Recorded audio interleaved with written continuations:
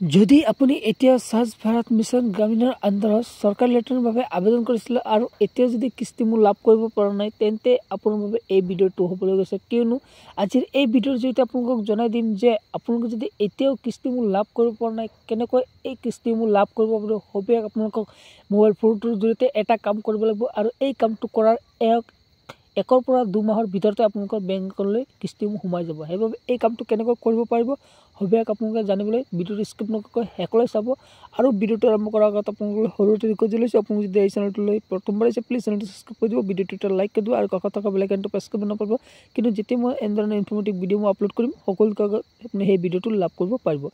যিনক এতিয়া আপোনালোকে যিকোনো এখন ব্ৰাউজাৰ প্ৰথমে অপন কৰিব লাগিব। অপন কৰি তাৰ চাৰ্চ কৰিব এইদৰে আধাৰ ছেডিং বুলি আপোনালোকে এইদৰে লিখি চাৰ্চ কৰি দিব। তাৰপিছত যোনটো প্ৰথম লিংক আহিছে চেক বেংক একাউণ্ট আধাৰ লিংক এই অপশ্যনটোতে আপোনালোকে ক্লিক কৰিব। ক্লিক কৰাৰ লগে লগে আপোনালোকৰ এইদৰে এটা ইণ্টাৰফেচ আহিব। আপোনালোকে অলপ তলফালে যাব, এই চব লগিন বুলি অপশ্যন আছে, লগিন বুলি অপশ্যনটোত ক্লিক কৰিব।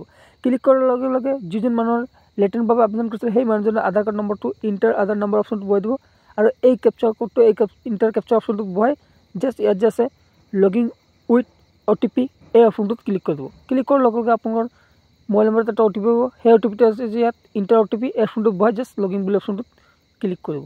ক্লিক কৰাৰ লগে লগে আপোনালোকৰ এইদৰে একাউণ্টটো লগিন হৈ যাব। আপোনালোকে চাব আপোনাৰ ফটোটো ইয়াত আহি যাব। তাৰপিছত কি কৰিব আপোনালোকে অলপ ওপৰফালে যাব, ওপৰফালে গৈ ইয়াত এটা অপশ্যন পাব বেংক ছেডিং ষ্টেটাছ, জাষ্ট আপোনালোকে এই অপশ্যনটোত ক্লিক কৰি দিব।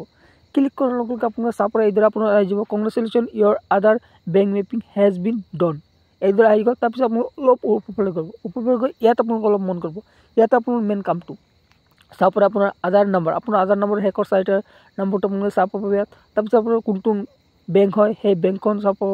তাৰপিছত ইয়াত চাব ইয়াত মেইন কথাটো আপোনালোকে মন কৰিব বেংক ছেডিং ষ্টেটাছ এক্টিভ। ইয়াত যদি আপোনাৰ এক্টিভ থাকে কোনো আপোনাৰ প্ৰব্লেম নাই, আপুনি অলপ কেইদিনমান অপেক্ষা কৰক আপোনাৰ টকাটো বেংক একাউণ্টত সোমাই যাব। যদি আপোনাৰ ইয়াত ডিএক্টিভ লিখা থাকে তেন্তে আপোনালোকে কামটো কৰিব লাগিব, নহ'লে আপোনাৰ টকাটো লাভ কৰিব নোৱাৰিব। এতিয়া আপোনালোকে কামটো কেনেকৈ কৰিব আপোনাৰ যিখন বেংক হয় সেই বেংকলৈ যাব, বেংকলৈ গৈ আপোনাৰ যিখন পাছবুক হয় সেই পাছবুক আধাৰ কাৰ্ড আপোনালোকে জেৰেক্স কৰি আপোনাৰ সেই বেংকত জমা দিব আৰু লগতে এখন ফৰ্ম দিব, সিহঁতে সেই ফৰ্মখন জমা কৰি দিলে সিহঁতক তাৰপৰা আপোনালোকক ফোন কৰিব, ফোন কৰি আপোনালোকে এখন OTP খুজিব, OTPটো দিয়াৰ লগে লগে আপোনালোকে কামটো কৰি দিব আৰু কামটো কৰাৰ 1 পৰা 2 মাহৰ ভিতৰতে আপোনাৰ টকাটো আপোনাৰ ডাইৰেক্ট বেংক একাউণ্টলৈ সোমোৱা আৰম্ভ হৈ যাব।